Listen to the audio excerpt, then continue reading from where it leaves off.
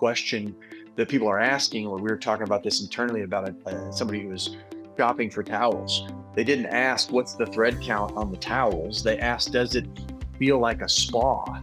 Right? And so how do I communicate my experience to the agent that I'm looking for a towel that feels the most like the day spa at, down the street?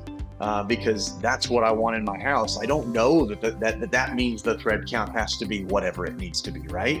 Or the cotton percentage to polyester has to be this to that, right? Like, so that attribution can be important, but the agent, and then you want your reviews, to what Ian said, you need your reviews to say that it actually does feel like a spa, because the agent's reading the review count and going, actually, yes, it does feel like a spa. And this is the towel that you're looking for.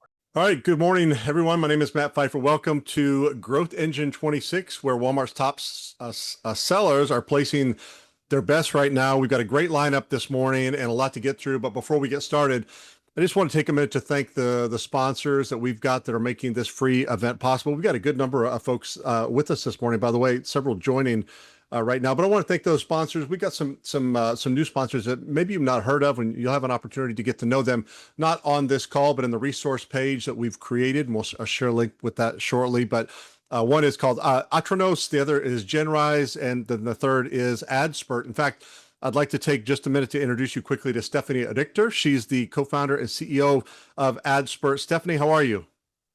I'm fine, thanks. And you? Great, thank you. Stephanie, you say that 98% of Walmart sellers are overpaying for their clicks. Tell us what you mean by that. So first, let me say that so every seller is a hardworking person and do the best to make the best out of their business. So if I'm saying that, I don't want to ignorance their work. But the main problem is if you go in your Walmart account, the most data you see is aggregated. And aggregation is the enemy of truth. So that means if you make decisions, you can't go on every single level. And let me give you some examples. What I see when we take over accounts here at AdSpurt is the sellers are maybe happy with their overall results, like for instance, 4 times ROAS overall of the whole account. But when you go deeper, you see items with an ROAS of 9. Then you see items with maybe they're just getting enough budget to cover the cost. And then there are items you're losing money. And you would like to balance that much deeper. And one result could be that you have not static bids for on Tuesday evening where you sell great, or on a Friday morning where you sell really bad. But with a static bid, you have a problem. Maybe for the first day, it's not enough budget or not good enough the bid. For another day, you pay too much. And then what I often see is that sellers are happy in general, but they do it manually. And with manual bidding, you cannot cover all the possibilities in an account. And then you typically overpay. But it gives you a good feeling that you controlling everything. With a bid management like our software, you have the feeling you give control away. And all of that together, what we often see is typically an overpayment. Quickly tell us about AdSpurt. What is it and who is it built for? Very quick, we are a PPC software for Walmart, Amazon, and eBay around the globe. We have clients in China, we have clients in the US, and of course in Europe, where we're based on. Clients typically buy us to reach their goals or with the same goal to be more profitable. And on the other hand, they like to buy us because we have a scenario feature that is quite unique, only based on the data in an account, and people can see what happens with their revenue or their cost before they spend any single dollar on a goal setup. Stephanie, thank you so much. We appreciate you sponsoring this event today. We'll be sharing a link in the chat to a resource page that includes information about AdSpurt and about our other sponsors. Excited to introduce Robby Asbery. He's the Director of Business Development from CoreTrex, and I've gotten to know Robby and the team by way of a business that I referred to them and watching them do extremely well in partnership. So Robby, thank you so much for moderating this panel, and I'm going to turn it over to you. Thank you, Matt. Glad to be here, everyone. And Matt Adams, Dan Meyer, Ian with Bear. So glad that you guys are here.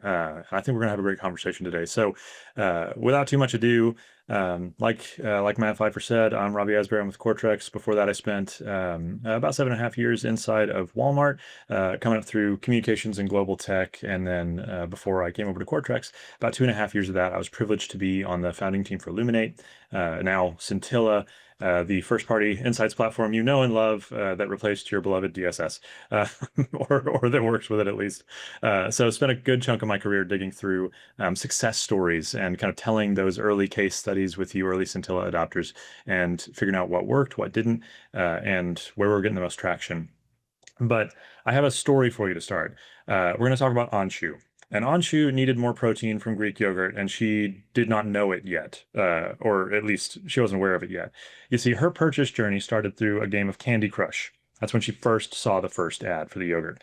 Then she went through a neighborhood market the next day, and she thought about it, but she skipped it. She didn't want extra protein. She wanted extra chocolate. And so then she went home, and that night she got hit with another ad on an episode of Severance. And then she was browsing Amazon for something else. I know, dirty word. But she saw an ad there too, a sponsored brand campaign. Then she circled back at 3 a.m. when she couldn't sleep because she watched too much TV, and she asked ChatGPT about the best protein yogurt brands.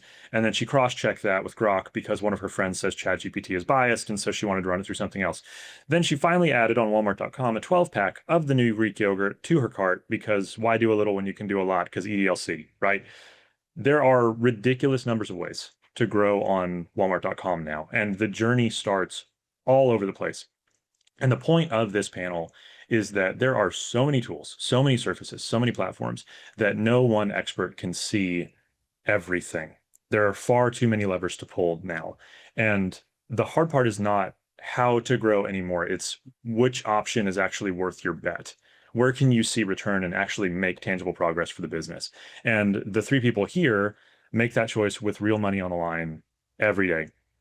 Dan runs brands at Bonkers Toys, where the whole business is built on creator-driven properties and really high market momentum. Gets massive Q4s when there's only one Q4 to get, so high risk, high reward. Ian is running Walmart and Sam's Club e-commerce at Meyer, very different kind of building, very different kind of business. A whole bunch of people, high brand legitimacy, but tremendous scale. And sometimes it moves slower than you want it to. Matt Adams, COO at High Impact Analytics, which is who suppliers call when they want to know if the thing they funded actually worked and the funding was worth it. He is digging through the weeds all over the place and has been for a long time to make sure that these bets actually meet actuality. And just so you know, I am your moderator, but also I'm sitting in a seat at CoreTrex where we do a lot for Walmart.com, do a lot for marketplaces. And so I'm not a neutral party here on some of what we're going to talk about this morning. So when I share at the beginning of these blocks, I'm going to dip in with some quick facts. I'm going to dip out and let our panelists really guide you through a lot of expertise. I'll tell you what kind of brands I'm talking about when I do that and what kind of scale and references we're talking through. But I want to make sure that everything we're saying matches really what these guys are living in and the kind of growth that they're driving. They will happily tell me when I'm wrong, and you can all hold us to that. Last thing here, I want to say each of these segments, we've got 3 major beats. We're going to have 10 minutes of Q&A at the end of each. So as you're thinking through your questions, please load them up. We're going to make sure that we've got good regular engagement throughout the conversation. The bios for our speakers are also available in the chat. So we're actually going to start this off getting a little bit more to the seat that every panelist is sitting in and not necessarily dwelling on their bio or their LinkedIn page. So let's get started. My first question is going to be to Dan. So your business at Bonkers Toys runs on properties that come with an audience already attached and growing. So when you sit down to decide where money goes on Walmart.com, what's the first constraint you work against? What are you thinking? Yeah, and you pointed it out, right? So like these creator brands, they already have this massive audience. So, we always start with like, what is that path to purchase, right? And like given these digitally native audiences, our consumers are already familiar with being online, or whatever that is, their tablet or their phone or wherever, getting to Walmart.com or whatever e-commerce platform you're on. But that path to purchase needs to be clear, it needs to be easy, and it needs to feel organic. So we always start there, right? And these fandoms feel they have a genuine connection to like the creator or the brand, and they want to buy the products, but at the same time, they don't want to be sold or like commercialized. So figuring out this clean path to purchase and how it comes to life on Walmart.com, that's unique to every brand and every creator we work with, and it always starts there. And in addition to that, one constraint that we're working against is we always have this ongoing challenge of setting up brand shops and brand stores. That's farther on down the funnel. We don't own the IP. We license the IP. So sometimes it gets really tricky into setting up like a brand shelf or a brand store and having you get the consumer through and now they're on the page and it's like, we want it to look awesome. We want that whole storefront there. But sometimes that's a big constraint for us to sort of tackle and execute perfectly. So, that's how I'd answer that by starting with that. We always start with making sure our path to perfect purchase is great for our fandoms because we can direct them super cleanly, but then making sure all the steps all the way through to boop, click and purchase looks awesome. It's easy and it's a good experience. Excellent. Thank you for that. I'm excited to hear more on that. Now, Ian, you've been on the Walmart business basically your whole career, starting in finance, category management, moving over to e-commerce. What does that path let you see about the growth decision that someone who only ever sat in one of those seats would miss? Yeah, thanks a lot, Robbie. I think there's a lot of benefit that I've had, particularly from the finance side. Whenever I go to think back about how Walmart is going to make money off of each sale, how that cost to serve has evolved, specifically as we've moved into this digital era, as you get to these fully loaded financial implications of selling something online. I think the breadth of the portfolio and the cost of selling a $4 item online and getting it into a consumer's hands is a respect that you can really only gain after going through Walmart's customer finance, going through each penny that kind of flows through the network. I would say from a category management perspective, it's helped to get a really good grounding in what at one point was the full breadth of products available. So you had that shelf, you had that 16 to 120 feet that you were really selling your products on, or that Walmart was offering products across. Going through that process of coaching them and what needs to be on the shelf, how much of it needs to be there, what does true customer availability look like, has impacted how I view Walmart's digital shelf, how I've viewed Amazon's digital shelf, frankly, in the past. And then coming back now to how we're going to get that shelf that's gone from 120 feet down to about 4 scrolls max, if you're thinking about what shoppers are really going to do. I think it's been hugely beneficial to have that background. Matt, I wanted to pivot across to you. You look at supplier numbers for a living, you're curating insights for a living. You are really trying to help them paint that picture of what is not just helpful, but actionable. So what's the most common way a growth claim starts to fall apart when somebody pokes at it too much? Most frequently, we see challenges when the full context, the full picture hasn't been considered. And so as you're beginning to put together the story, you haven't considered the shopper who was already there. You haven't considered the seasonality of your brand or your business. And at the risk of sounding too much like we're running a science experiment, you haven't considered all the independent variables that exists in the midst of the story you're getting ready to tell, right? And so we think we've paused or created something that we haven't, because we haven't considered all of the consistent factors that were already there. Out of that tee up there, we're going to move into beat one, right? Where the money is going, where we actually see movement happening on a macro scale. So by way of introduction here, we're going to talk through this mostly from the supplier side rather than the retailer side. So media spend is all over the place in the industry right now. We're going to try and keep this streamlined and simple. So for quick references, paid search, that's your Google and Microsoft kind of search traffic generally on the internet, on track for about $160 billion in spend in 2026. Social networks on track for $120 billion of spend. 100 of that is just Meta.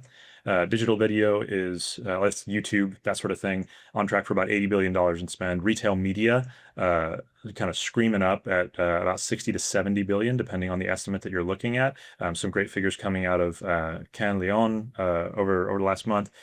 Television coming in between 50 to 60 billion. So most forms of search are passing traditional television media. Connected TV, like your Vizios and stuff like that, are going to between 30 and 40 billion. So out of this massive bucket of spend. Smaller e-commerce sellers, let's say under 5 million annual, they're still going to be really heavily focused on maximizing the funnel where that customer is landing. So ample funds are going to go to point of sale ads, sponsored brand ads, sponsored product ads, endpoint stuff on Walmart.com, Amazon, Target, anywhere that purchase is actually happening. When companies are that small, the next natural step from point of sale is going to be social media or paid search or affiliate marketing, something that is going to be really behavior driven and get them right in front of that end consumer. We don't have the time or the attention or the cash flow for market saturation. So money moves where there's least friction. When we're looking at mid-sized brands, so 5 up to about $50 million, a lot of your e-commerce native brands or your legacy retailers that are just kind of dabbling in e-com, this is where they live. We're still heavily return dependent. We've got to prove it, but brands have started to figure out a behavioral backbone like the Walmart EDLC consumer, Amazon impulse purchases, Meta behaviors, YouTube behaviors, TikTok impulse buying, something else that really gives them a thorough backbone for that e-commerce profit. Money pivots quickly, chases the platform where there's return promise. Incrementality starts to be a concern because you get big enough to saturate your own market. You got to look elsewhere to grab stuff. So mid-sized brands are where you start to experiment with Walmart DSP, big omnichannel connect campaigns, connected TV, channel-specific offers, Walmart Cash stuff, OPD. That's where you start to see a lot of really healthy variety and brands experimenting all over the place. And this is where your challenger brands, like your Kinders, rise up because they find a channel that starts to deliver immediate return, and they don't just double down, they triple down. They quadruple down. They own that frictionless channel and they go hard. And then they rise really dramatically once they own a surface. Your larger brands, 250 million and above, they've got notoriety to ensure that their marketing returns are kind of artificially high. They've already got cost efficiency because their brand presence is everywhere. They've got celebrities, they've got other partnerships, they've got legacy stuff. They've been around 40 years. And that's kind of where experimentation goes to die right now. Sometimes brands get really excited and they'll go try something new, but they need stable money that's going to make their shareholders happy. Nielsen's benchmarks average advertising expenditures for a brand around 3.8%. Just so you know, when a challenger brand is on the rise, they might run at 20%. So if they make $100 million, 20 million of that might go back into ad spend directly. If they're more aggressive, it might be 30 or 40. Depending on the channel that you look at, especially across those low friction e-commerce channels. So that's where it's very hit or miss in terms of your brand on we're experimenting aggressively and changing the world, or we're kind of hanging back and clinging to retail. The nice thing is everywhere across that, experimentation's happening all over the place. And retailer firms like Walmart or Circana chasing up on that, they're chasing that holy grail of being able to attribute directly from that first screen or app look all the way to the POS activity. And this is the sort of stuff where your bigger firms, some of you in this room, you're experimenting with owning that ChatGPT invisible customer, big omni-channel campaigns with Walmart Connect, doing elaborate research on the journey and assortment deep dive, and then making like $1 million a quarter bet on your user journey on Walmart.com. So if I had to sum it up, attention's the new oil, attribution is the drill. That's what people are after. So that's what I'm seeing it look like across a lot of brands in the industry. Dan, Ian, I'm curious for you. Does that match what you're living inside the brand? Thinking through how we're considering it at Bayer, I would say you hit on a lot of those spots, Robbie. That's a very nice summary. When we think about some of our brands, there are varying levels, and we represent maybe 14 or 15 brands. There are varying levels of consumer awareness and what we're now starting to call shopper share of mind. So top of mind awareness. We've got brands like Miralax, where Miralax is the #1 keyword in laxatives. It's a very different piece of work for us to go out and find those shoppers compared to a pain category or a cough, cold, flu category where someone's leading in with the keyword cold medicine. The work that we have to do across those different brands and those different businesses varies widely. And whether you approach that through DSP or through search specifically is also very different. I would say when we think about brands our size and with deeper legacies, there's also a really big gap that we face compared to some of these challenger brands in social awareness and social credibility. Speaking specifically in the Meta platforms, the TikTok platforms. So we're always looking for partners that can help us sort of bridge that gap and help maybe a challenger brand that's $7 to $10 million in sales leverage their social network, and then merge that up with what we have going with Walmart Connect to try and build that story and broaden our consumer reach. You know, it kind of goes back to the nature of our business. It's very impulse driven. And again, I go back to like these fandoms that we already have. In these fandoms and these creators, the dialogue that they all share is primarily in social, right? Like heavily YouTube, TikTok, a little bit of Instagram. Sometimes there's, depending on the brand, a massive community on Reddit or Discord or things like that. And for us, there's nothing more powerful than that creator or that brand owner speaking directly to their audience, right? So that whole discoverability piece, we're in a different position, you know, than a traditional like CPG company, because we can just have that megaphone and speak right to our audience. Where we focus a lot on is then, you know, kind of what we were touching on earlier, the path to purchase, the execution all the way down the funnel, making that as seamless as possible, making that, you know, all the content that you put up there and the assets you put on there is amazingly awesome as possible. And also has to feel organic for us, or for the consumer and the brands we work on, I should say. And then just some of the tactical things on down the line. We do supplement all that with like, you know, some paid tactics, you know, that you had mentioned earlier, right? Because we want to capture the net even further outside of anyone who might have not been watching that TikTok post live feed that day. But that is primarily our biggest one. So we're a little bit inverted from even a regular toy company, right? So there might be a toy company who they own their brands, you know, like some of the bigger legacy companies. And when they're launching a new segment, or maybe they're launching a new brand, they have to really spend a lot of money up front on that discovery as they funnel into some place like a Walmart.com. And we are different for the ways I just said, right? But again, it just comes on down the funnel. That's where we're focused on optimizing and improving. And yeah, does that make sense? Yeah. So Dan, to double down on that, when you've got the chase, right? You've got a big influencer IP, or like you are sure this is the bet on the rush product for Q4. We're trying to get ahead of that right now. A lot of people are in they're past their Q4 planning, but they're kind of getting those bets in place. Can you walk us through something on that e-commerce native side where something you funded, something you skipped, and what helped you make the difference, make the decision on that high risk bet?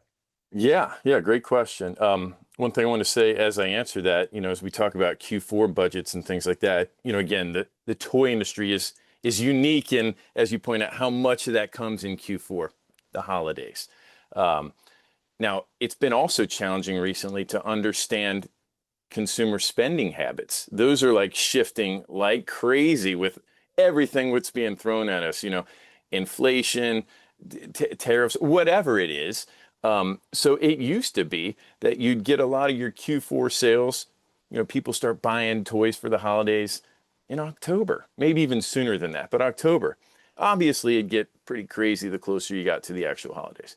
But over the past few years, we've seen that kind of get delayed. And then the last 2 weeks before the holidays, boom, boom, boom, boom, boom. So a lot of the toy industry experienced the same thing. And so, man, is anything working? Man, are people not going to spend? But surely enough, as they like to say, Christmas always comes, you know, and the rest of the holidays always come.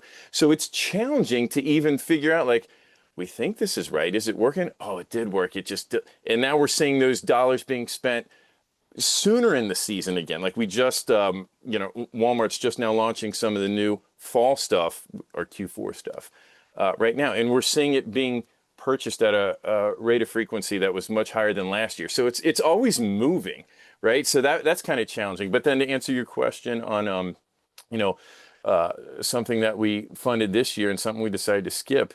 Do you guys remember, probably all as kids, you used to get the toy catalog, you know, and you'd get that thing in the mail, or you'd pick it up in store and you'd circle whatever you wanted or cut them out. That still exists, right? But clearly, and it now exists in a digital format as well. And I'm sure every family experiences that a different way. Some families don't let their kids on tablets. Some do. Some still get the actual print one. Maybe some do both. But that traditional catalog is not as impactful as it was, let's say, in the 90s, right? For obvious reasons. but it's still important, and it's really hard for us to measure how important. And then when it costs a lot of money, right? So when you're putting your products in the holiday catalog, I mean, you know, I don't want to talk numbers on here, but even for a quarter page, it's a lot of your marketing budget for the year for a company like our size. But yeah, we still think there's a lot of value in doing that. So that's something this year that we are deciding to fund again.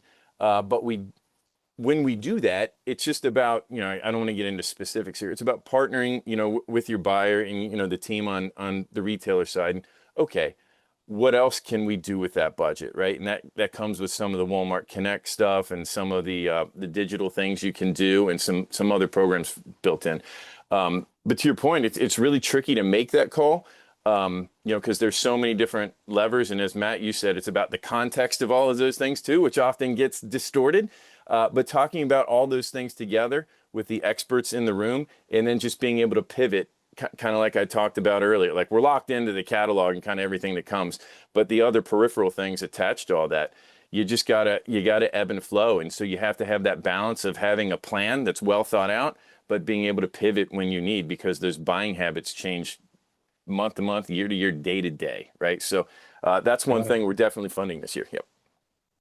Okay, awesome. So, Ian, very opposite side, right? Not massively influencer driven, company bear size. A lot of things have to be true before you move to a high leverage activity, especially risky ones that can be buzzy like e-commerce. So what floats the proposal? What kills it? Yeah, that's a really great question, and Dan, I really appreciate the example of the catalog. We do receive the catalog, and we do also get the digital touch points.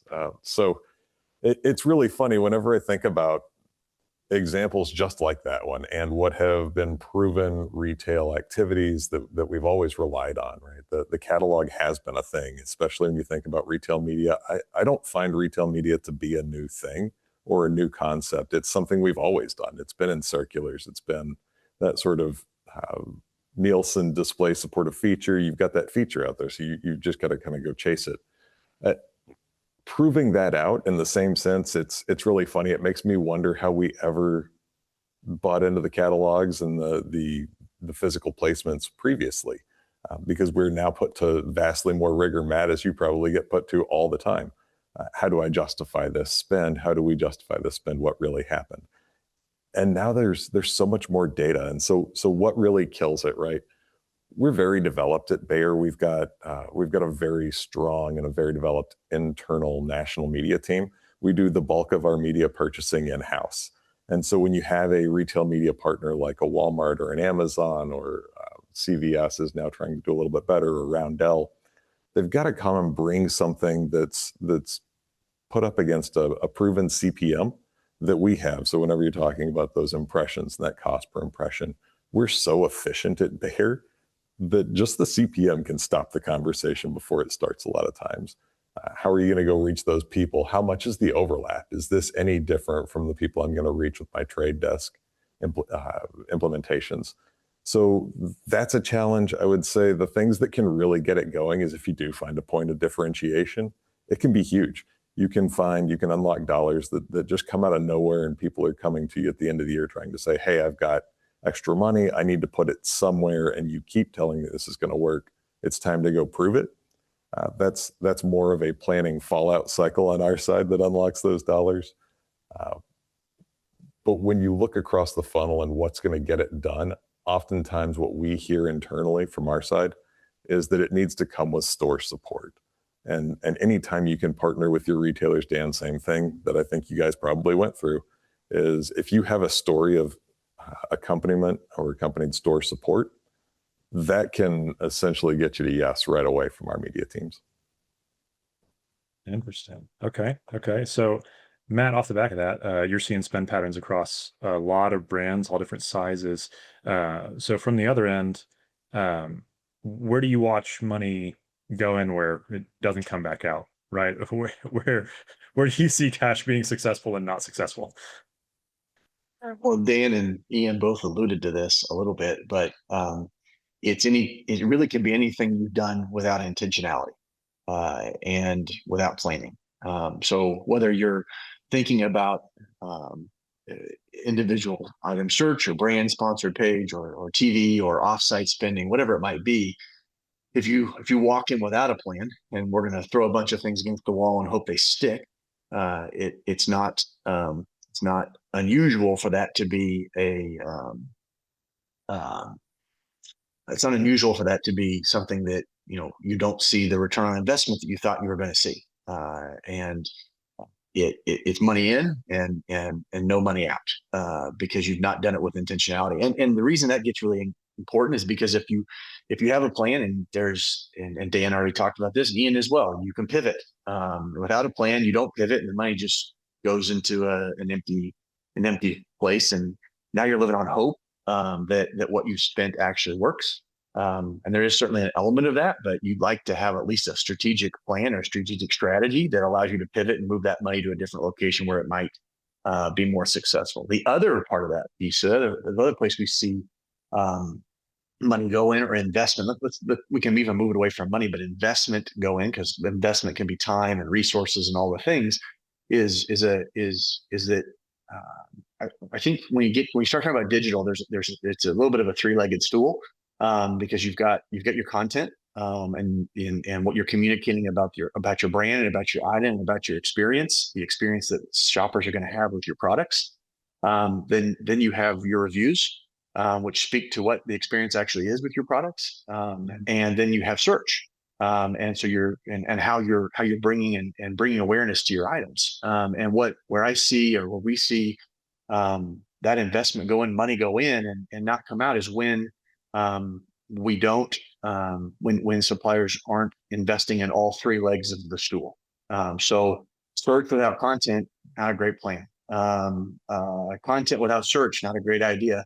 And if there's no reviews and people aren't there's no proof that there's a great experience with you, that stool is going to fall over. And you're going to invest in one of the three, and then that money, that return isn't what you hoped it might have been. And so it really is about that investment into all three legs. And maybe these guys are going to tell me, hey, there's a fourth leg of that stool you haven't thought about, but or fifth or sixth or whatever. But those are the big three that come to mind as we think about where I see this idea of, well, I've got my item on there, I've got great content, I've got a handful of reviews, but nobody's buying it. Well, it's because there's no search against it, or I put a bunch of search against item that has kind of not great content. Nobody understands the experience they're going to have with the product.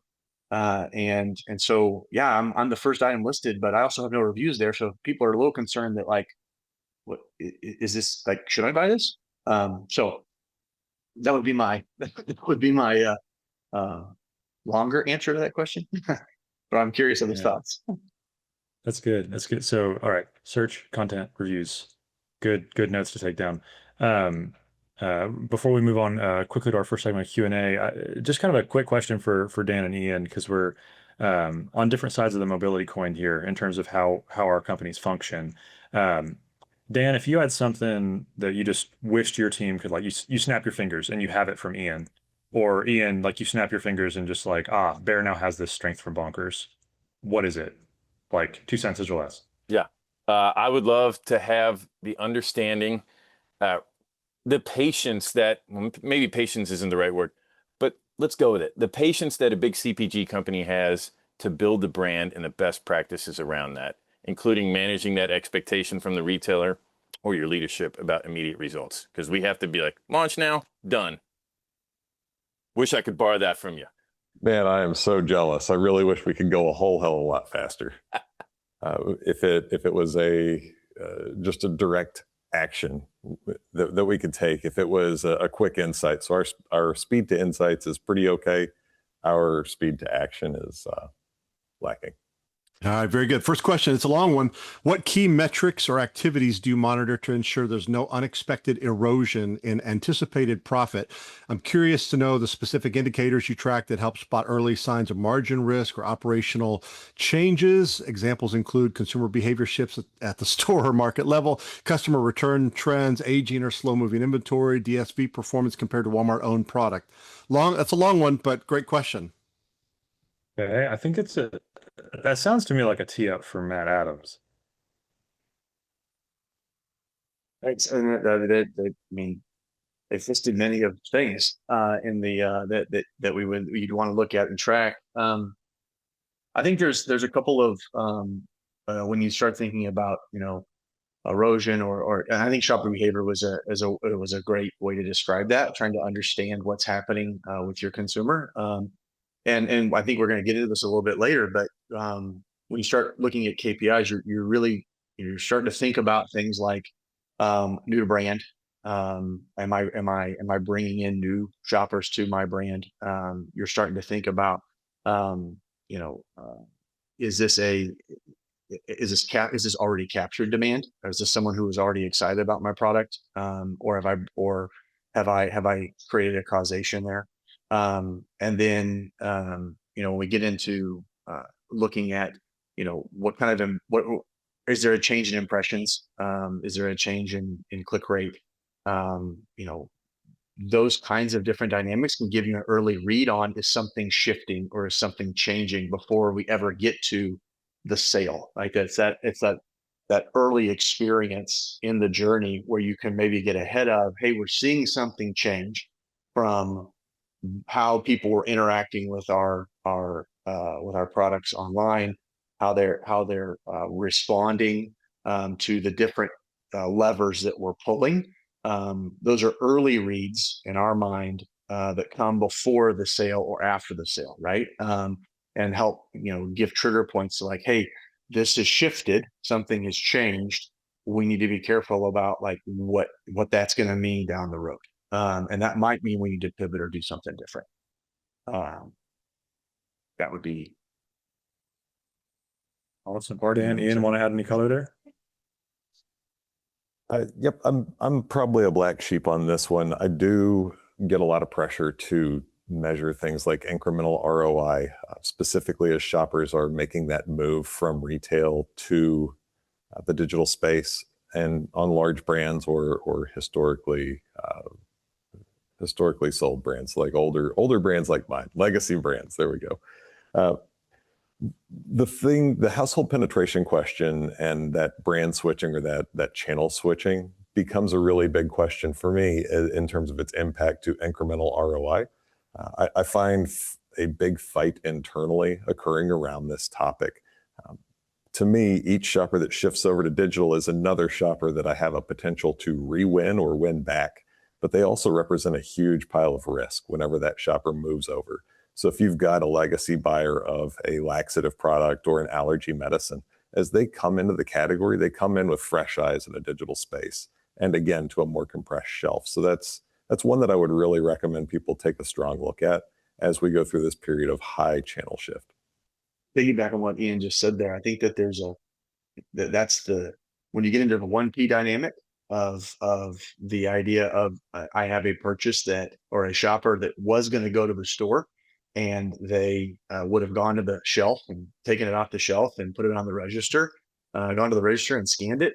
That same experience is happening from a digital perspective. And so that ROI of like, hey, this spend maybe didn't drive what we would call a traditional digital purchase. What it did do was win on the app.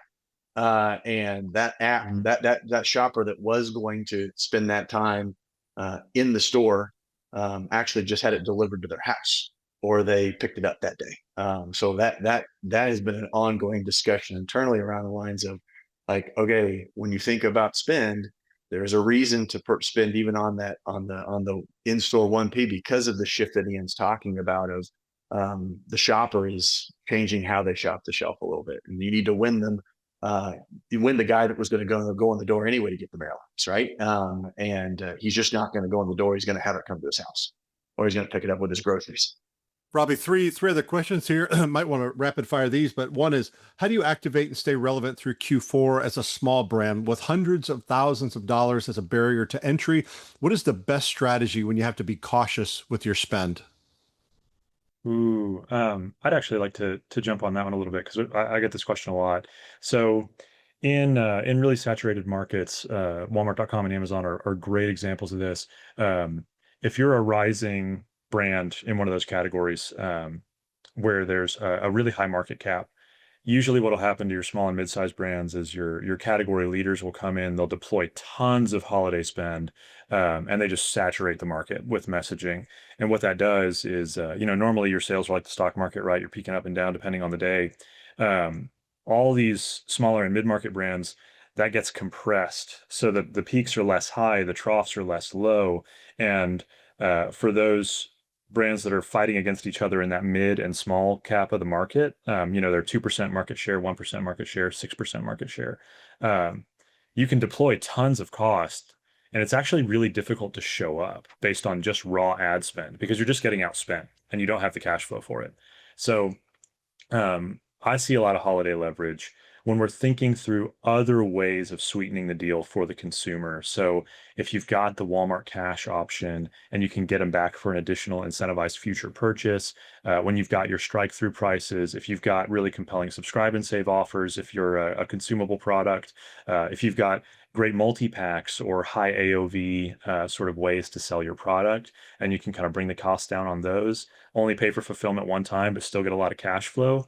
You've got to use other levers that are going to modify your conversion or your click-through rate or different parts of your user journey. Then you'll see the payoff in the return on your ad spend because consumers are responding to your dollars more actively.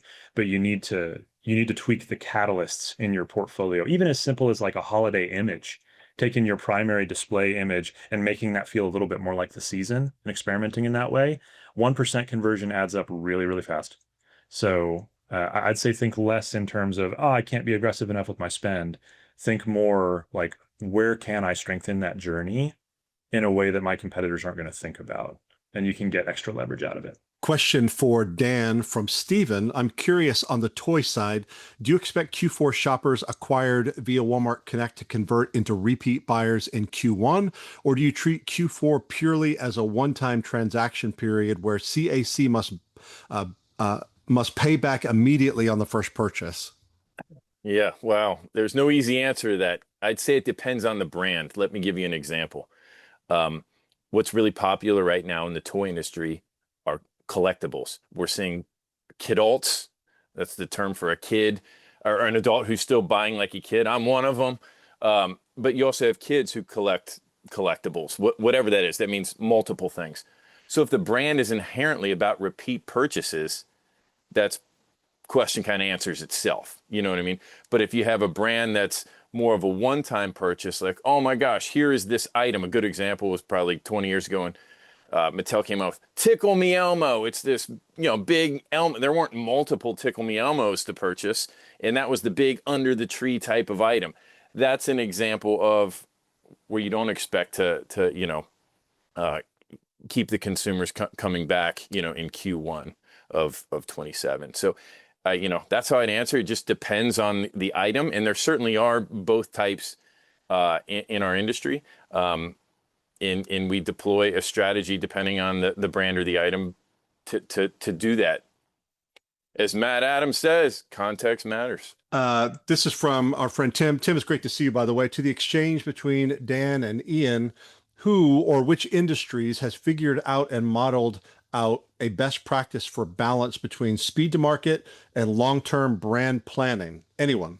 Tim, that's an awesome question. I think some really good examples are probably in the beauty categories, and I would say also the nutritional categories. If you think about performance nutrition specifically, you see people chasing down this protein track as it happens, and you see a lot of new brands pop up with claims that are more relevant to the shoppers who are looking for really specific things and are being catered to in all of the best social channels in the best possible ways.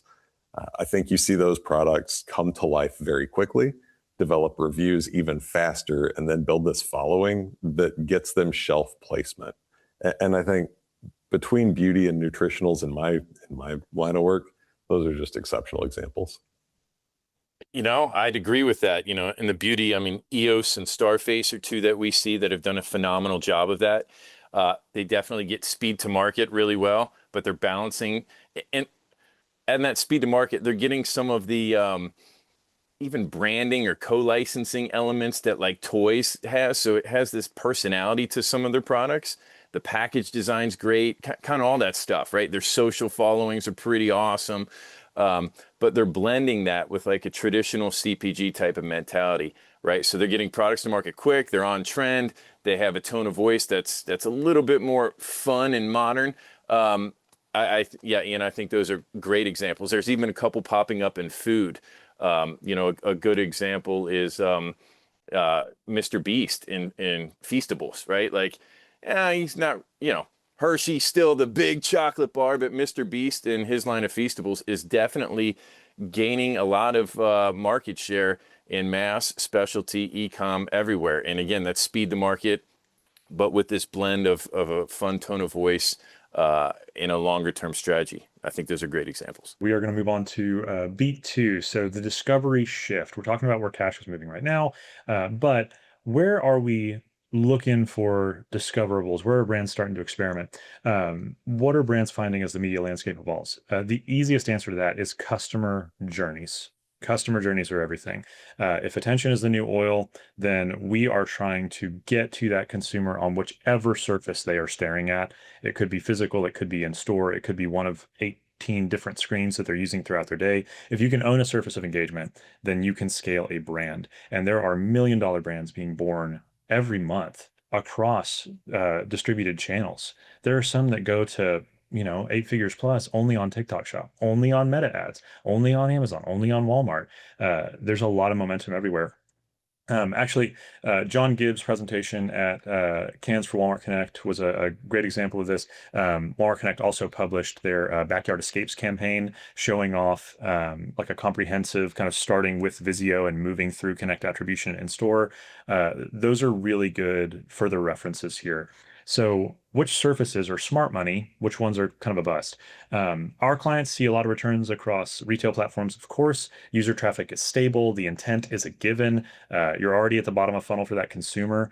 You can't just aim $1 million in meta ads at walmart.com and expect to capture really good consumer traffic unless you're already huge or you've got really high credibility like a bear. Those customers need to be captured through follow-up on that platform. So a healthy funnel for like walmart.com, usually 75 to 85% in sponsored product ads mostly, then sponsored brand, maybe some DSP, maybe some interesting connect options. Your overhead to that 15, 20% might be going through Meta or TikTok or YouTube or other kinds of connected media. If you're a huge brand, you've got different budgets for like ubiquitous market media. But when you're thinking about that channel, there's an incremental overhead of really broad top of funnel consumer traffic. Your merchants love that. If you're winning them incremental consumers, awesome. And it's better for the algorithms too when you're bringing that destination customer in. So that's one to watch. Also, rising platforms, Vibe.co getting into end user screens. AppLovin is showing some really interesting returns for phone app users. There are all sorts of little ad platforms popping up focused around each of those screen platforms to live on. In my opinion, the one that gets more attention than it deserves is probably ChatGPT. The user intent on that purchase tends to be really low compared to other channels, but I know there are tons of companies popping up around that invisible shopper experience and those recommendations. ChatGPT has taken a lot of traffic and search from Google, and that trend is accelerating across Gemini, across Grok, across Perplexity. So as Google hemorrhages search volume, making sure that you show up to a customer is always going to be valuable. But for my money, I think that the smartest returns right now are in your Sparkies, in your Alexas, where the consumer's already looking. And they're using natural language to bring up that product. So the way that you structure your product pages, the way that you structure your ad campaigns to cater to that natural customer need, the language they're already using, that's a really interesting place. And of course, the larger you are, the more edge bets you can experiment with. The smaller you are, the more you've got to find that rapid return. So that's some of the trends that I'm seeing across brands that I serve. Matt, that's kind of my read. I know you also have really broad brand exposure. So what are you seeing by the numbers in channels that actually, hold up? Yeah, I think your point's well taken on app spend and sorry, excuse me. I think your point's well taken there. One of the things we talk a lot about is I think it has a lot to do with your brand, the life cycle of your brand. Where are you in your journey? If you're already in an existing brand, and people already know who you are, and they've had that experience with you, then you can focus on the different shopping locations that we're talking about, the different retailer platforms. But there, no longer is the day of I can remember being in Walmart meetings a decade ago, and they're like, "Hey, you don't need to spend on advertising because I've got billions of shoppers who walk in my door every day, and I have this natural platform for you to be able to go. Everything's here. We're all right here." And so the shopper was brand loyal to Walmart, and you walked in, your product was there, and away you went. Well, now there's a lot more diversification there. And so if you're a new brand, if you're somebody who's new to Walmart, you're going to have to tell people you're there, and you're going to have to point them to Walmart. And so your offsite spend is going to matter as much as your onsite spend, whatever platform that might be, whether it's your own D2C site, letting people know, hey, I exist over there, and pointing that direction, whether it's Google, whether it's agentic search, whichever it might be. And you may have to play a little bit to figure out where your shopper lives based on your category, because there may be some, depending on the need case or the use case or the experience of whoever your shopper is, generationally, they might be, you might need to spend on Facebook, right? Or you might need to be looking at TikTok. I don't have TikTok, so if you're trying to get to me, you're gonna have a hard time telling me that you're there if you're gonna go through TikTok, right?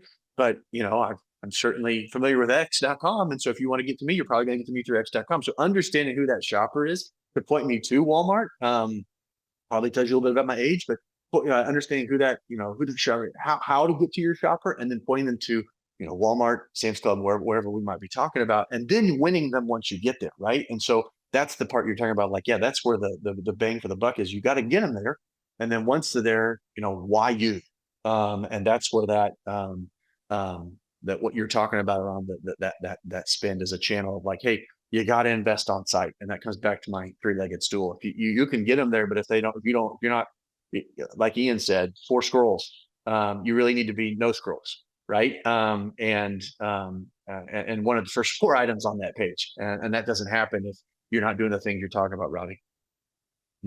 Okay, so you kind of made a nod there towards piping people in with that traffic, and Dan, I think a natural follow-up here, your shoppers form intent, I mean, months, years ahead of time with that creator. They've been following them, they've been sharing life with them for quite a while.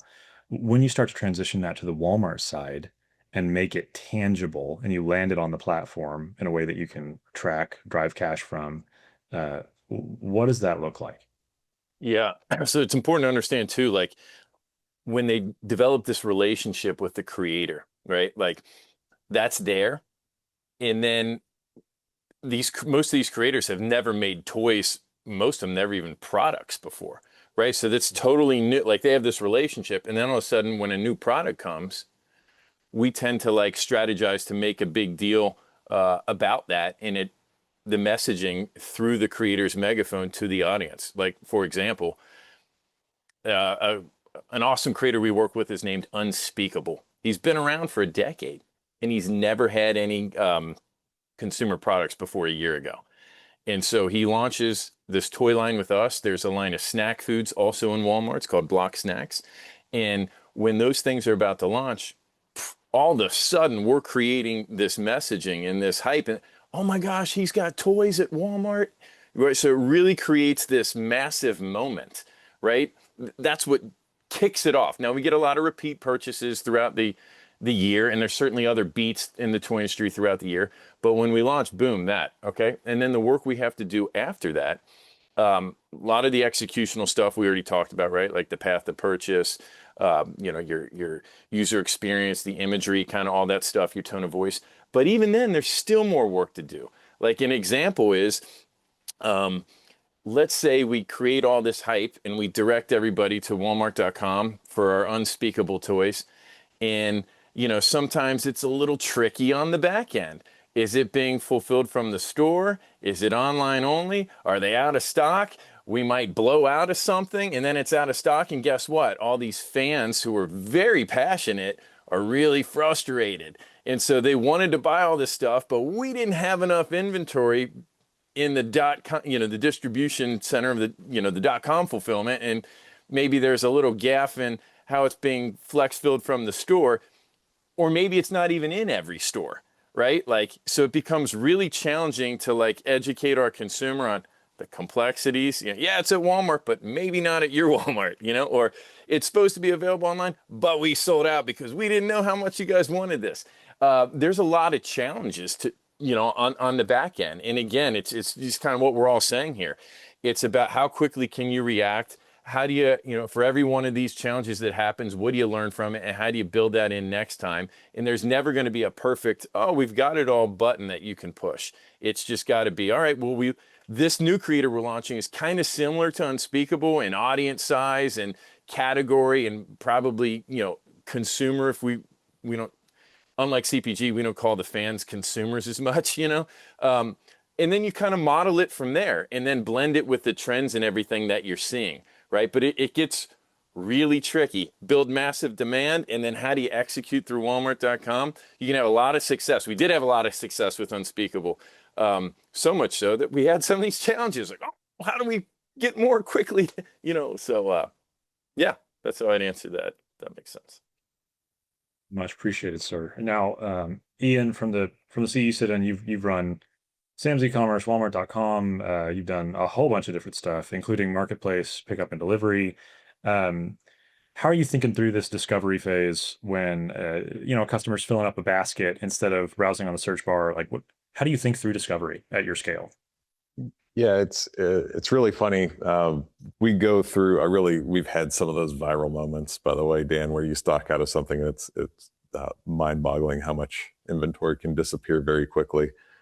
From a large CPG standpoint, on a platform like Walmart.com, where you've got such a big impetus on grocery and getting into that grocery basket, half the battle I'm facing with categories like OTC is getting out of my category, escaping those categories. And as we've seen Walmart evolve through several iterations of the platform and its algorithmic requirements, we've found some places where we're able to enhance our discoverability to categories that are adjacent. And conquesting has opened some of that stuff up. I would say SBA units are typically a good way to do that.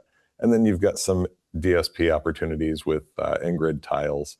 So those little spots on the platform help us escape the bounds of just allergy medicine or like laxatives or foot care, for instance, which, you know, if you think about something like athlete's foot, where there's this general perception that shoppers would be shy to buy some of these categories.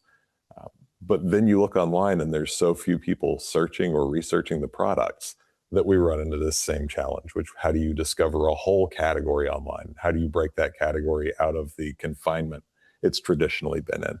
So we leverage a lot of on-site to try and disrupt existing shopper patterns, existing shopper biases. We also, so I heard you mention GPT and Google and things like that.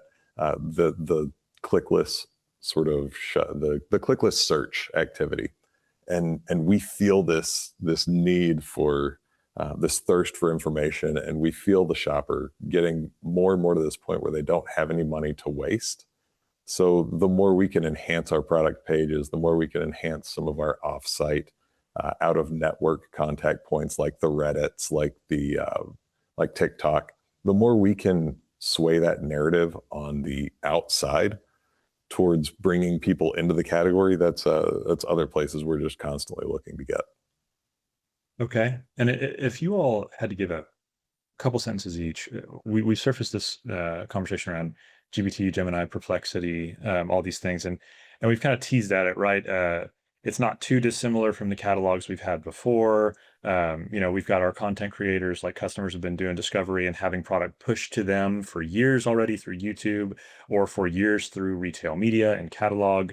If you had to bring out a couple sentences of insights on how these things translate to AI agents, what's the same? What's super different? What should our suppliers be aware of as they're trying to bridge that gap? And whoever wants to take that first, please, and then we'll hit Q&A. Talking really specifically about what the product does, who it's for, who can or cannot use it within our area is critically important. I would say that getting through your reviews and making sure that those are saying the right things, especially in a category where some things just simply can't be said on a product page, making sure that you are layering those things into your pages where you can and can't do it is important. We're seeing more and more impetus on the images themselves also. So those are places I would really focus. Yeah, well said. I think the fundamentals don't change, so great images. And then someone had mentioned the tone of voice, like make sure you're using vernacular that actual humans use. Sometimes when people use an AI agent, you can just tell when you get an email that's from an AI agent or a recap that's from an AI agent. Don't do that. So the fundamentals. Okay. I would say experience and efficacy has become a big part of the agent experience. So people aren't they're looking to understand, is it going to do what it says it's going to do? The agent has become the fact panel on the back of the box rather than you actually reading the fact panel on the back of the box. And that agent's going to read reviews of your content. And if we're talking about a product that is a toy or a sporting goods product or things of that nature, general merchant, you want to know, does it what's my experience with the brand going to be? What's my experience with the product going to be? The question that people are asking, when we were talking about this internally about somebody who was shopping for towels, they didn't ask what's the thread count on the towels. They asked, does it feel like a spa? Right. And so how do I communicate my experience to the agent that I'm looking for a towel that feels the most like the day spa at, down the street? Because that's what I want in my house. I don't know that means the thread count has to be whatever it needs to be, right? Or the cotton percentage to polyester has to be this to that, right? Like, so that attribution can be important, but the agent, and then you want your reviews, to what Ian said, you need your reviews to say that it actually does feel like a spa, because the agent's reading the review count and going, actually, yes, it does feel like a spa. And this is the towel that you're looking for. So experience and efficacy, like what is that going to look like, would be my 2 thoughts on that. What advice do you have for companies that have launched 3P recently? Our 1P business is solid, but we are struggling to get our 3P sales moving in a saturated marketplace. That's an awesome question. By the way, we are struggling with this ourselves. We have a third-party partner that lists for us. Meyer has all sorts of regulations that sort of prevent us from doing this directly. When we consider the catalog for third-party, there are some really specific things that you have to consider. If it's going to be fulfilled through an eCom FC, then you've got to consider the full cost implications for your own network, or if it's going to be fulfilled through your own box, right? You're going to pay Walmart their consignment fee. But I think the things to really consider are, does it meet the net retail to cost sort of equation and thresholds? Are you going to disadvantage your existing 1P assortment that can be fulfilled within 30 minutes to 60% of households now, by the way?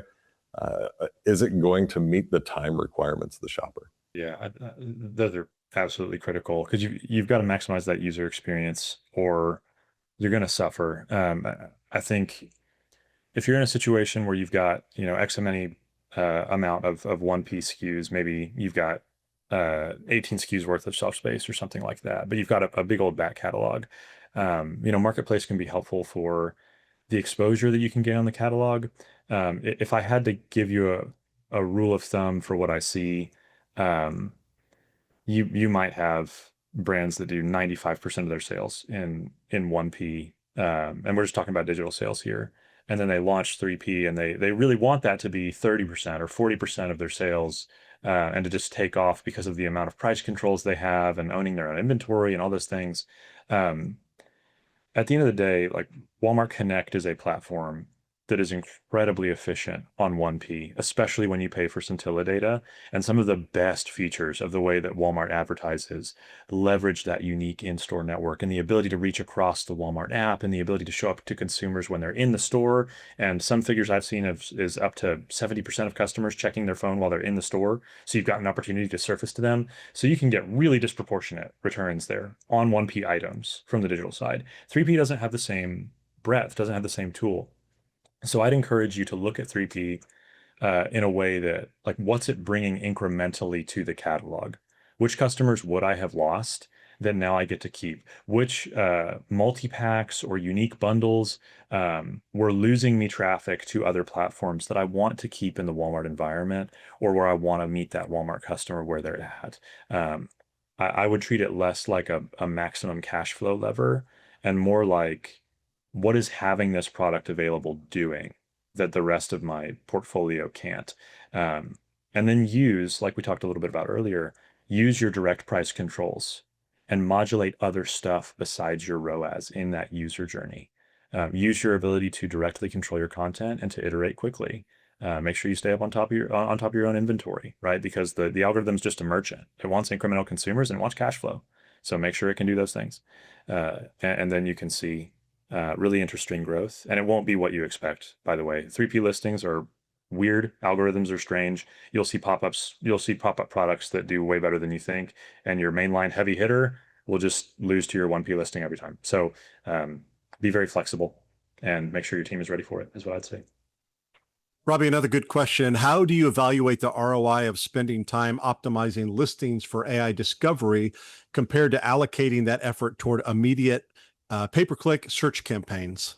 The importance of getting those fundamentals locked down should generally be low cost. So for an existing brand, I would say we're as slow and old as it gets. I mean, Bayer aspirin has got to be one of the oldest products out there in the healthcare space. So when it comes to getting the fundamentals down, I would say that there are a lot of avenues that can help you reduce your cost and increase your speed, depending on who is telling you can't do it. I would say that leveraging AI to handle a lot of those simple things and get the vernacular that's coming out of sources like Reddit. GPT is a great place to go and just ask it, what would you say? What would make my product more appealing to your platform? When it comes to the cost of that, that's very low cost. When it comes to the time implications, it can be a little higher. But on the same side, I don't see a huge need to make a trade-off. Yeah, I'd agree with that. It's the answer to should I do one or the other is yes, but search traffic is going to be, think of it more like a social media. Like, you need to exist on LinkedIn for credibility. You need to have a social channel for credibility. You need to have good surfacing on your website, on your social media, on user reviews, show up in the Forbes review list, all this sort of stuff, because GPT is going to pull from like 30 or 35 channels that are really important signals for credibility. And that's how you get your recommendation. But none of those are a fast solve. And even if they were, and you could make $1 million within 60 days on some sort of GPT recommendation, cool, OpenAI might make an algorithm flip and all of a sudden that's gone because how it surfaces has changed. So like, treat that as a long burn, and if it works, awesome, lean into it. But treat it more like a credibility signal. And then for your channel platform stuff, optimizing your images, titles, bullet points. I know with Walmart, you've got to go through certain API providers to get your rich media content, like the equivalent of your Amazon Premium A+. A/B testing is not native in Walmart.com yet. So if you've got the leverage to do it on your team, you can get a lot out of testing your bullet points and testing your titles and just doing it chronically. Test it once a month. I kid you not. If you change your bullet points from 4 sentences to 1 sentence, sometimes the customer just wants to get to the buy box and it'll double your conversion rate. So like, just make sure you're actively experimenting. That's the biggest thing. Let's move on to B3, proving it worked. So we're talking about cash flow, we're talking about discovery, but this needs to be measurable. We need to see returns. The good news is you've got more proof for your bets than pretty much any other time in e-commerce or retail media. I remember sitting 6 years ago in a Walmart Global Tech presentation. We were talking about data lakes and aggregating our data. And the speaker said, we're drowning in data, but we're starving for insights. I'm happily on the other side of a stint at Scintilla. And I can say we are no longer starving for insights. We've got unified data. We got insane granularity. Nielsen, Kantar, Circana, like all these things are moving towards that insight edge, especially with AI. We've got sophisticated behavior mapping. We've got clickstream stuff so you can see the user journey. Like, insights are everywhere. The problem is much worse, honestly. We're drowning in insights and we are starving for meaning and for actions. There's too much explanation. In 30 seconds, you can get a wall of text about your catalog from GPT, but you don't know what to do with it or when you should actually go spend money. So validation is really where we're hurting. in terms of how to deploy cost and content and labor. So with all this stuff to use, you've also got to limit the tool set, right? Walmart.com just launched negative keyword targeting. That's great. So I don't spend money on stuff I don't want to spend it on. But we still got tools that are catching up with all this data on the front end. And so our feedback loops are broken. I can bring in tons of consumers from Meta, but I still can't pipe my data back from Walmart out to Meta and figure out what my ROAS is one-to-one. Like, I don't know what's happening. And nobody has figured out that stitch work. So when it comes to being scrappy and proving that it worked, I want to give time immediately to you, Matt Adams. So much difference in room between the sales that you caused, the demand you were going to capture anyway, what you can't capture.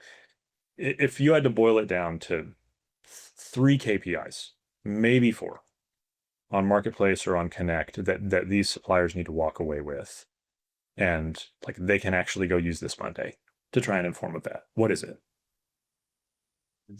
That's a great question. I probably wouldn't, I mean, this may get me in trouble, but I probably wouldn't use ROAS. I can all the time because for better or worse, I can get you a double-digit ROAS on the 5th page of the site, and you've not successfully driven any actual sales. And so when we talk about those kind of major KPIs, we do focus a lot on sales you paused versus sales you captured. So did the brand already know you existed? Did the shop already know you existed as a brand? And so we're looking at if it was a branded keyword, if we're talking about Walmart Connect, we're looking at did the branded keywords do all the work? Or is it the other shopper? Is it as Ian was talking about, did they shop cold medicine and I came up, right? Or did they shop aspirin and I came up? Because if I shopped aspirin, they were already looking for me and that didn't solve anything, right? But if I shop for this, if they're shopping for this or that, and I win and I need something to help me with my heart or with my blood pressure or whatever else, and aspirin pops up. Well, now we've successfully captured somebody that maybe didn't know aspirin. I can't believe they wouldn't know aspirin existed, but let's just pretend they didn't, right? And we've captured a new shopper. So now that's the next thing we look at. So we're talking about branded. We're looking at and then thinking about again, percent of new, right? Who is new to brand? Who is new to that page? So that's another key metric that we're looking at. We would recommend that you're looking at things like impression share, and share of voice, and those early indicators they're gonna lead to I'm adding people to my shopping experience for my particular brand, and are the levers I'm pulling bringing people to my page, and then are they clicking on it, and then are they engaging with that particular thing? And then when you start talking about how that connects to the marketplace, it's pretty clear because it's a digital only experience. You can look at, hey, I made this lever change and here's what happened to my unit velocity, right? Here's what happened to my page views. Here's what happened to my keyword rank, right? So I can see that directly because it's a digital only experience.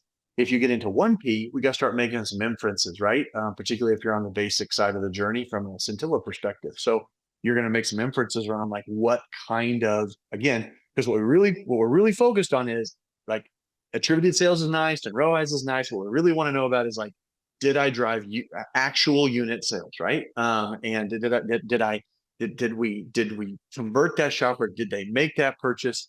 And at that point, to Ian's point, you're starting to get into identifying on a 1P side on an omni picture. Like what I may have done is converted somebody who was going to buy in store and now they're buying it online through the digital platform, and that's worth it. That's an ROI. That's absolutely worth it, right? And so if I can show a lift pre and post, hey, here's what was happening before I changed a variable, and now I changed this variable, and here's what happened. I may not be able to go 1-to-1 on this, like you were talking about, Robby, but I can make some inferences that say directionally accurate. This worked. Now, if I change 7 things, I don't know which one of those things worked, right? And so this is where you have to be careful about the number of things you're changing and how targeted you get with the thing that you are changing. And so that's a long way of saying like, we got to have a plan. What are we trying to accomplish? Like, what's the end game, right? What are we trying to get to? Certainly want to drive more sales, but what are we testing? What are we trying to figure out? And then we can evaluate what's the right metric, what's the right tool, what's the right thing that identifies like, yeah, it worked or it didn't work. If we just walk and say, I'm going to throw a bunch of stuff, I want you to tell me which one worked, that gets a little tricky because I don't know what we're trying to accomplish. Anyway, that would be my long answer to that. So Matt, would you say that in your experience, a lot of brands underutilize the ability to experiment rapidly on the e-com side? Yeah, I mean, I think it's I mean, we're back to an ROI of like, and everybody has limited time. I don't even know if it's like a lack of desire. It's a lack of, it can be as much as anything. I've only got so many resources, and Yeah. I've got X percent of my sales that are over here, and I've got this percent of my sales that are over here. And so where am I going to allocate my time? Right? Where am I going to put that? Where am I going to put that in? And so when you start thinking about that, I think going in with like what understanding like this is what we're trying to accomplish, then you can start to allocate the resources toward that, right? But I think it's more about that than it is anything else, right? I think there's absolutely a willingness. Everybody wants to go do it. There's questions about how, right? Like I think there's a little bit of like, how do I do it, right? And then also like, there's only so many hours in my day, and there's only so many resources available, and so I can only do so much. And I think that's probably more than like a lack of utilization, right? It's more just a how and when, as much as anything else. Makes sense. So Ian, kind of pivoting to your seat, started in finance, and bringing a little bit of that background out. When it comes to proving what worked on the experiments, even if we make the time to do it, what's a finance team going to accept? What's going to get sent back? What's going to get our experiments shut down for next year? Yeah, it's really funny from the finance side. So this is leading into a lot of our more recent conversations. You have all of these different avenues on which to advertise, everything from Sirius XM to in-store radio to linear TV, CTV, all of these places, and everyone's attributing the sales in a different fashion. Even Walmart is now shifting to a last click attribution model that is really a detriment to DSP whenever you think about how people are getting through the funnel.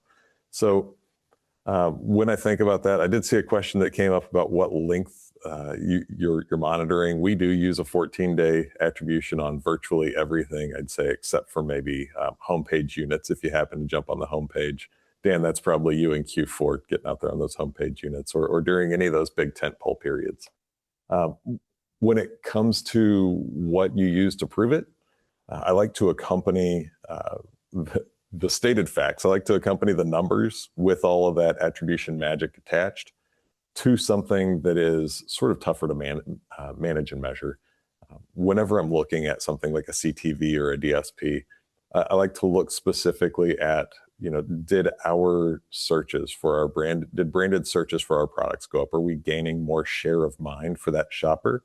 Are we becoming a bigger part of that top of mind awareness? We get that keyword data. We get a keyword ranker.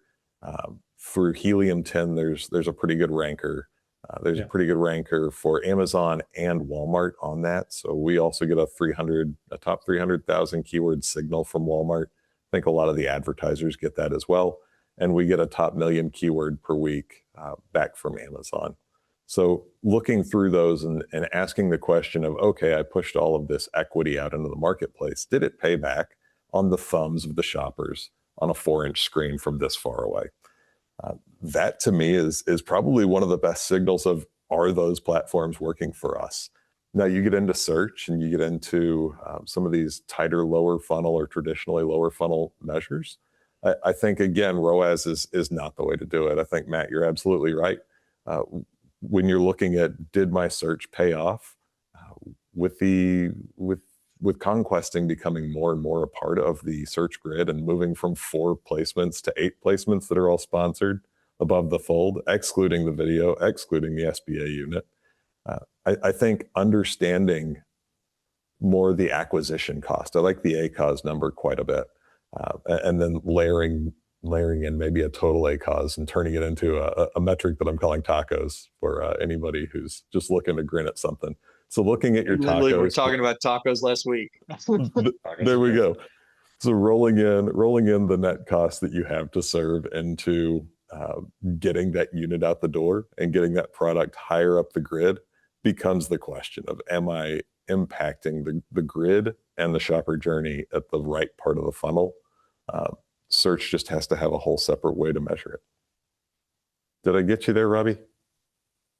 And the question is, did you get the audience there? And I don't know how they wouldn't. That was good. Okay, so I'm curious. This is coming to Dan and Matt from that back end analytics side, right, where we're trying to figure out the story and what moved or not. And then, Dan, you've got high volume, high energy, make the thing happen up front.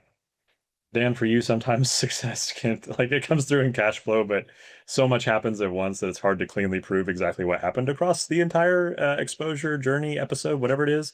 And then, Matt, you got to prove it. So can you two help us explore this tension between how a supplier is supposed to bet money on something that they feel directionally good about, but they can't necessarily accurately measure, but they've got to take the risk, right? Because they can't fall behind the market. I guess, Dan, let's start with you. Like when you're kind of walking in the dark, but it's the right shot and you got to do the thing.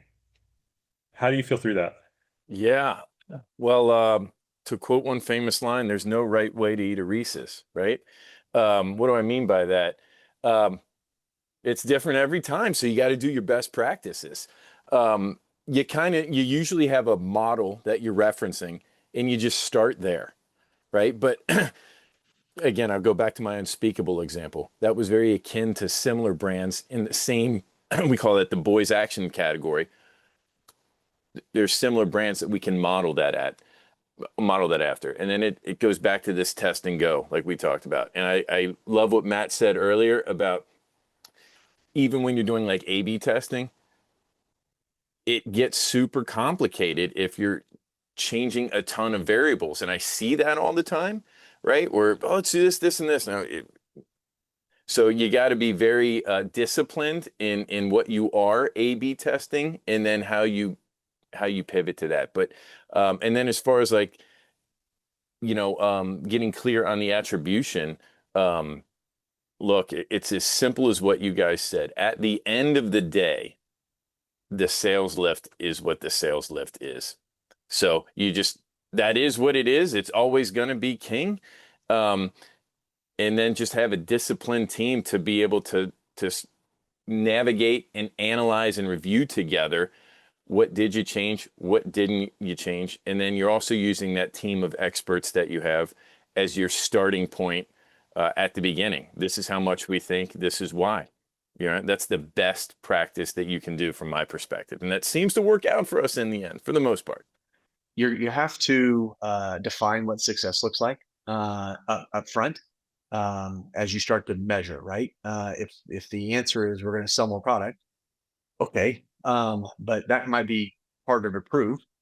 So let's define the things that will help us. What's proxy, brand search lift, review velocity, share of voice. We're seeing inventory move. Like if I can't tie it directly to an actual sale.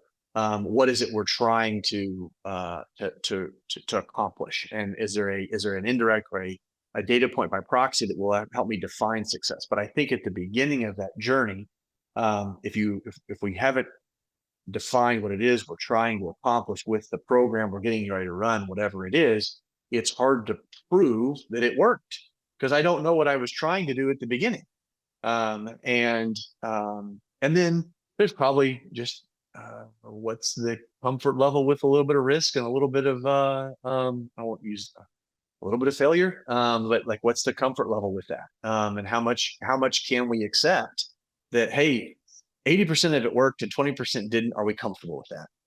And knowing those kind of parameters up front is helpful as well. I'll come back to what I said at the beginning, like for better or for worse, it's a little bit of an science experiment. What's our thesis? What do we think is actually going to happen? And then proving out, is our thesis right? And if we don't ever begin with anything like that, then it's hard to define whether or not it actually was successful. And I think that's too often what happens. We just start doing things and it's like, well, we sure hope we come up with something that proved it worked. What length of payback window do you evaluate when assessing the effectiveness of upper funnel growth channels like Walmart DSP or CTV? 3-day, 14-day, 30-day attribution. What are your thoughts? Yeah, I mean, that's what we've always done historically. You know, even back in the day when it was just run a TV commercial, it was like, all right, after that 2-week time frame, let's look at that. That's always been kind of our standard practice. Yeah, I mean, 14 days feels like standard across so many different channels. The only thing I'd modify that with is, I guess, if you're in hard lines with a really long purchase cycle, TVs, golf bags, luggage, that sort of stuff. 14 days is going to get you to your most recent demand. But the life cycle on that product is so long that like you might even fall outside of attribution windows from your initial touch last year to when the person actually comes through on the purchase. So you might even look at like much longer term, I guess it'd be like organic traffic trends. Be like, is our organic traffic among customers, or is our owned portion of the search larger this year than it was last year? And which efforts and which spend levers can we attribute to that?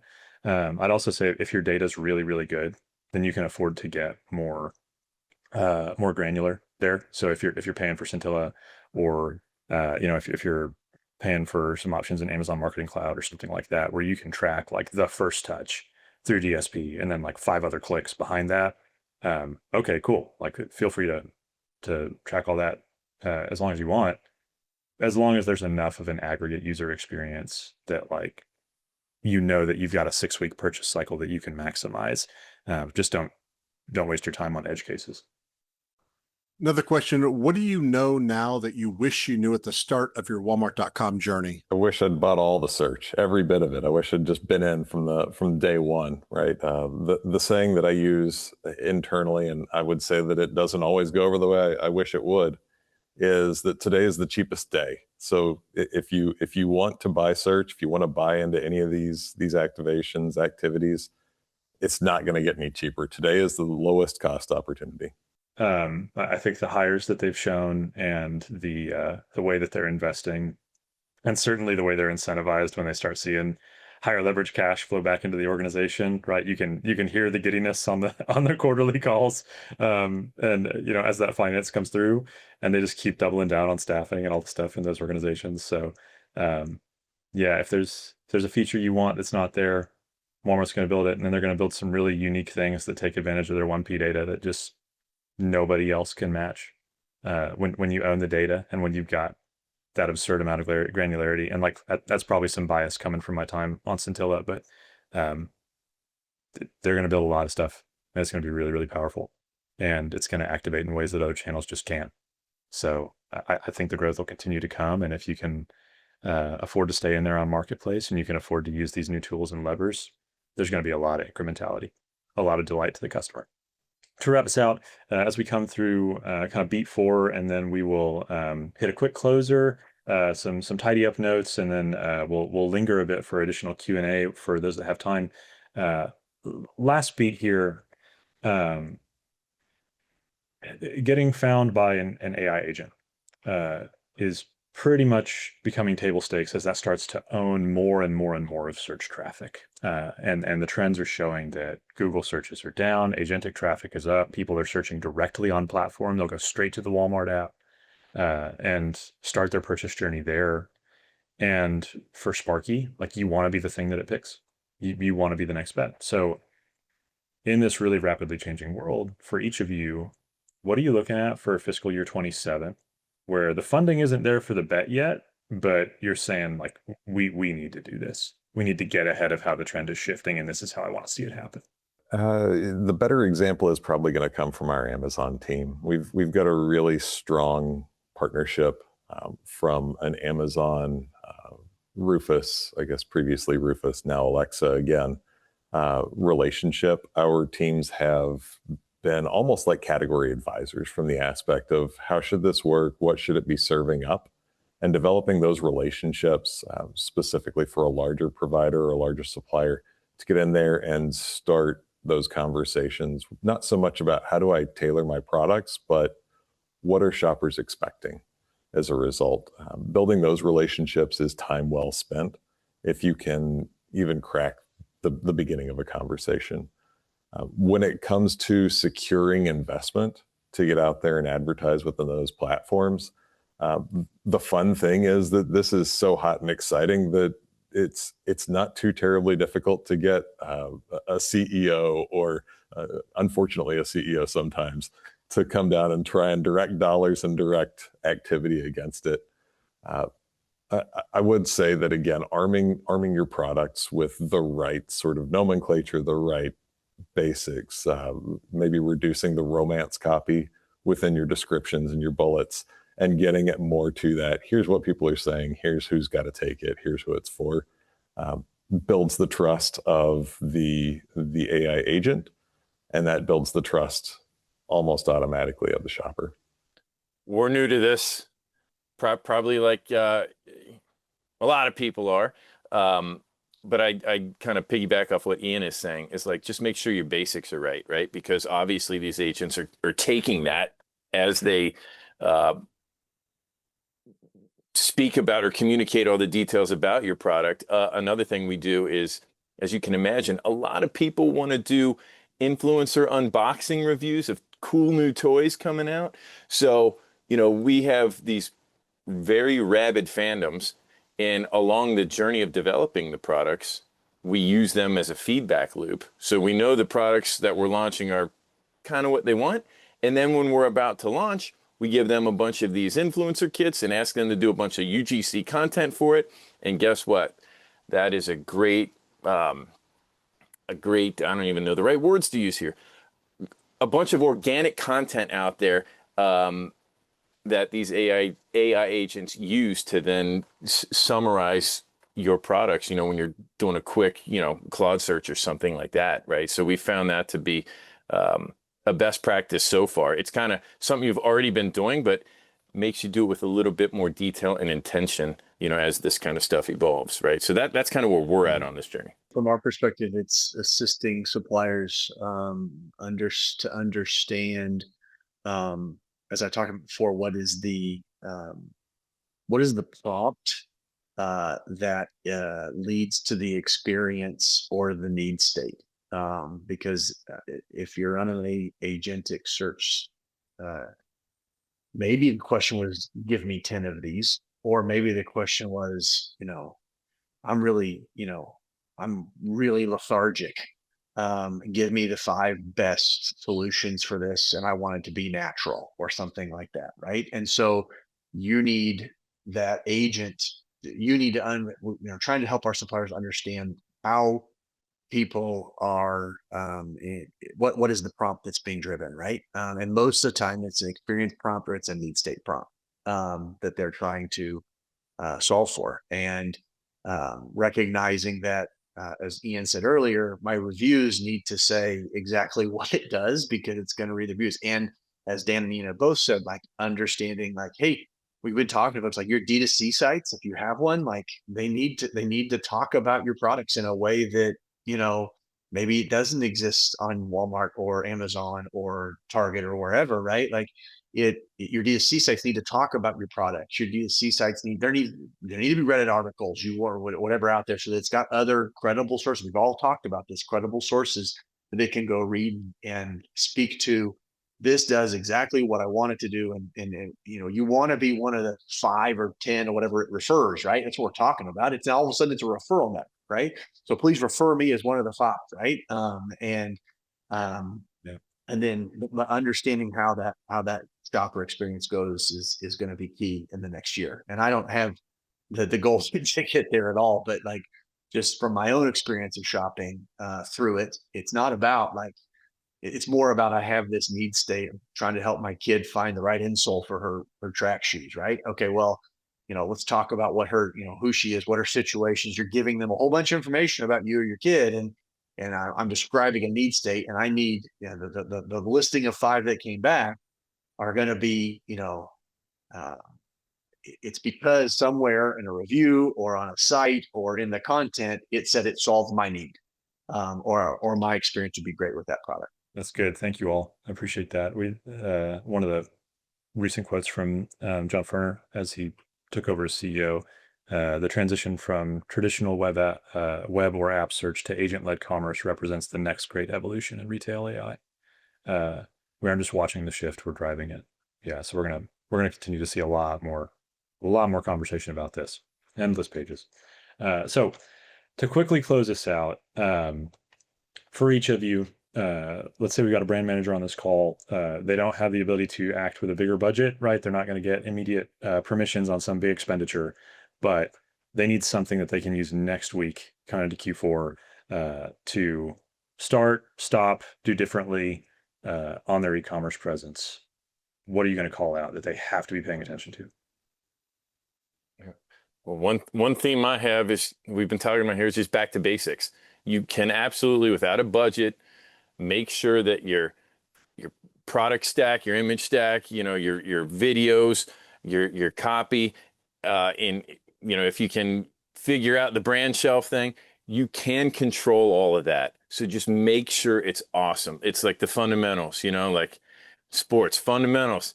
You're not going to win the Super Bowl if you don't know the play, right? So fundamentals, for me, it's always going to come back to that. And then that translates into, the path to purchase. So whatever access you do have, a creator, a small budget, a big budget, however you're funneling people in, that path to purchase has to be on brand, easy, intuitive, and then where you're taking them to has to be well executed. And you can do that last part without a big budget. It's amazing how many people overlook that. And you go to this, you thought this is a big brand in this big company, and like their e-com listing is not great. And once you've done what Dan says here, right, that's clearly the first thing you can do without a massive budget. I used to take pictures of products from my desk, so every picture on Amazon had a picture of my background, also like the back of my desk.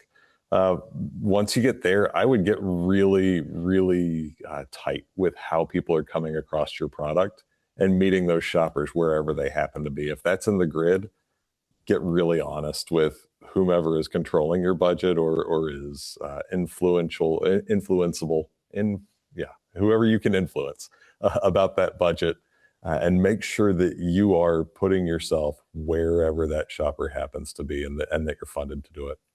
Wouldn't try to do everything. I'd pick one thing or two things and get really targeted as you head into Q4 of like, what's the most important thing we get done next quarter? And I mean, these guys have talked about all those fundamentals. I think those are all really important. But I'd get really targeted and really focused on, the priority that you want to get accomplished in the next quarter. And pay attention to, if you're picking a KPI, I'm paying attention to, new to brand. I'm paying attention to, impression share. I'm paying attention to what's happening with my keywords. And then, like I said, not trying to do everything. One thing, two things. A couple of the questions. One from our friend Drew. Are there any updated initial recommendations on percentage investments of search to on-site for brands?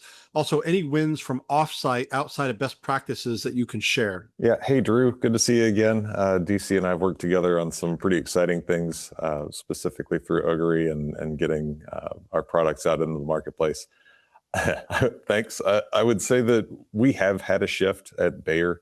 We are leveraging more of our funds into search, specifically to try and capture those shoppers. I would say that's been more an impact of Walmart shifting their grid to that big SBA unit, 8 units above the fold, and then also the SBV unit. Just the sheer amount of inventory available on your page, if you were to think of it like a newspaper, the amount of purchasable inventory has gone up so high.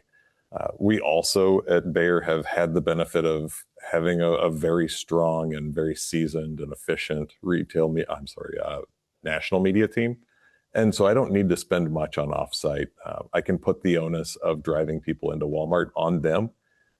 If that's not the case for you, then I would say you've got to reconsider it. But I would suggest that thinking about 60% as the baseline in terms of search on your retail media.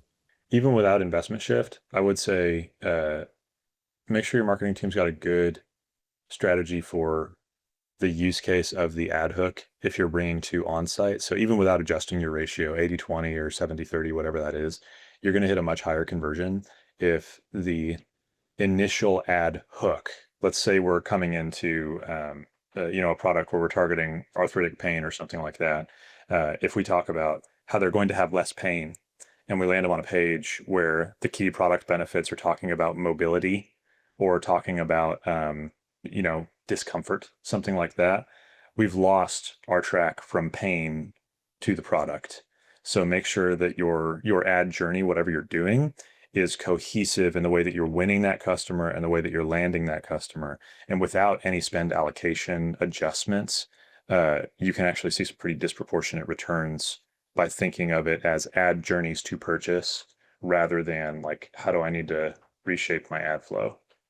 Last question I've got, are you guys starting to see machine to machine interactions altering your top of funnel conversion tracking? For example, what metric replaces page views when an AI agent reads product data without a human landing on the PDP? I don't know that we've identified the metric that is gonna that tells us that yet, and I can't say that we've had any of our suppliers express this concern yet. Customers express this concern yet, but I don't think you're wrong that it's coming.